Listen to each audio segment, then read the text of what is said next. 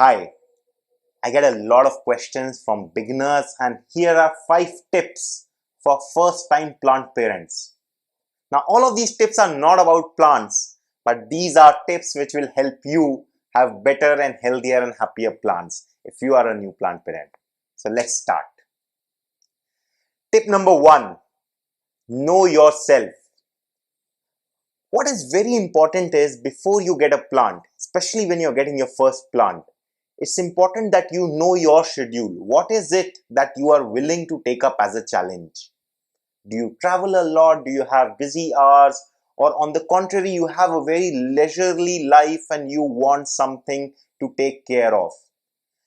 This is going to be extremely important.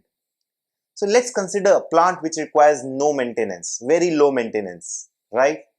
And if you have all the time free and the reason why you're getting plant is to have a new hobby and to spend time with the plants, that's not the plant you want to get. And on the flip side, if you travel a lot, if you're busy, you don't have a lot of time, but you get a plant which requires and is demanding on you about care, then again, it's not going to work out. So first thing, very important, know your reason, know your parenting style. What is it that you are willing to take up as a challenge? Then that brings me to point number 2. Don't have any social media envy. I repeat, do not try to decide which plants to get based on Pinterest or Instagram or any other social media where you see plants. Now the photos that you're seeing, they might be from a very different climatic condition. They might be from a very different experience level. And it is important that when you get a plant, you should get a plant which is suitable for your climate. And you know what is the easiest way to do that? It is to go to a nursery or a plant shop and look for cheaper plants.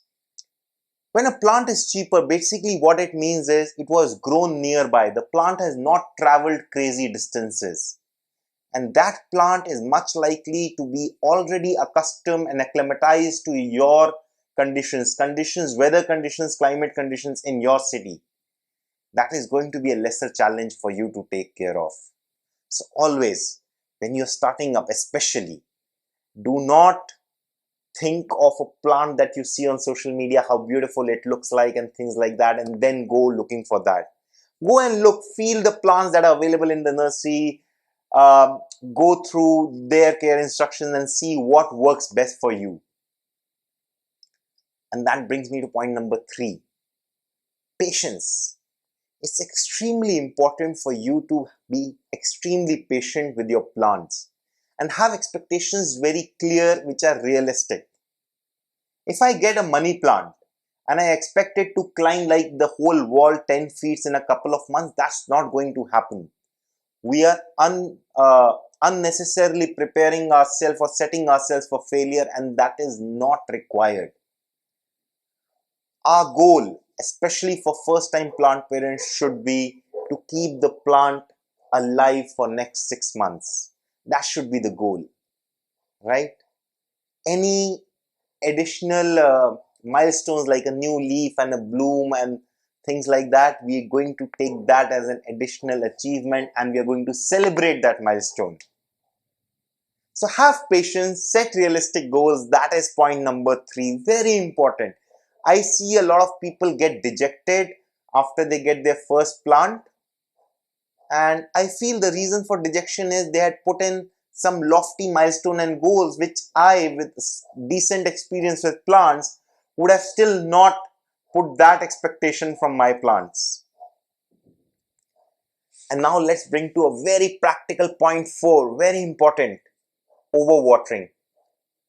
I think the number 1 reason why people kill plants, and I mean all people, not only beginners, all people, number 1 reason why we kill plants is because we overwater.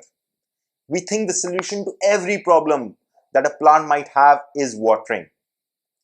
And to add to that, one big problem is it's difficult to distinguish between overwatering and underwatering, the signs in the plant.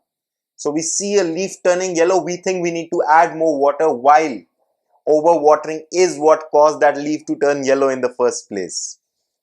So, only water when the soil is dry. Very important, extremely important. Only water when the soil is dry because overwatering kills. When in doubt, don't water. It's better to have underwatered plants than to overwater. Extremely important. And now I like to add point number 5. So we have done 4 points till now. Uh, Firstly, know your parenting style. Buy according to your parenting style. And point number 2, buy local plants, but do not buy out of social media envy. Then point number 3, have patience and realistic milestones. Point number 4, don't kill by overwatering. Don't kill by kindness. Now it brings to point number 5. Don't buy for decors. Initial plant that you buy, don't buy for decor. And let me explain myself. I have absolutely zero objection of buying for decor, but I'll tell you why. When you get your first plant, the focus should all be on the plant. But what happens when we buy for decor? We try to place the plant where it will look good. And now that corner may not be ideal location for that plant.